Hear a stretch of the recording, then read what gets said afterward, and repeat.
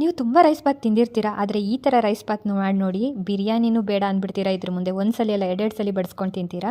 ಮೊದಲನೇದಾಗಿ 2 ಲೋಟ ಅಕ್ಕಿನ ಚೆನ್ನಾಗಿ ತೊಳೆದು ನೆನೆ ಹಾಕಿದ್ದೀನಿ. ಒಂದು ಪೂರ್ತಿ ತೆಂಗಿನಕಾಯಿನ ತುರಿದು ರುಬ್ಬಿ ಹಾಲು ತೆಗೆದಿಟ್ಕೊಂಡಿದ್ದೀನಿ. ಹಾಗೆಯೇ ಒಂದು ಮಿಕ್ಸಿ ಜಾರ್ಗೆ 1 ಹಿಡಿಯಷ್ಟು ಬೆಳ್ಳುಳ್ಳಿಗೆ ಅರ್ಧದಷ್ಟು ಶುಂಠಿ, 1 ಹಿಡಿಯಷ್ಟು ಪುದೀನ, 1 ಹಿಡಿಯಷ್ಟು ಕೊತ್ತಂಬರಿ ಸೊಪ್ಪು ಇಷ್ಟು ರುಬ್ಬಿ ಪೇಸ್ಟ್ ಮಾಡಿದ ನಂತರ ಒಂದು ಅಗಲವಾಗಿರೋ ಕುಕ್ಕರ್ಗೆ ಸ್ವಲ್ಪ ಎಣ್ಣೆ, ಪಲಾವ್ ಐಟಮ್ಸ್ ಪೂರ್ತಿ ಹಾಕೊಂಡಿದ ನಂತರ 1-2 ದೊಡ್ಡ ಸೈಜ್ ಗಾತ್ರದ ಈರುಳ್ಳಿ ಮತ್ತು 2 ಹಸಿಮೆಣಸಿನಕಾಯಿ, ಸ್ವಲ್ಪ ಗೋಡಂಬಿ ಹಾಕ್ಕೊಂಡು ಚೆನ್ನಾಗಿ ಫ್ರೈ ಮಾಡ್ಕೊಳ್ಬೇಕಾಗುತ್ತೆ.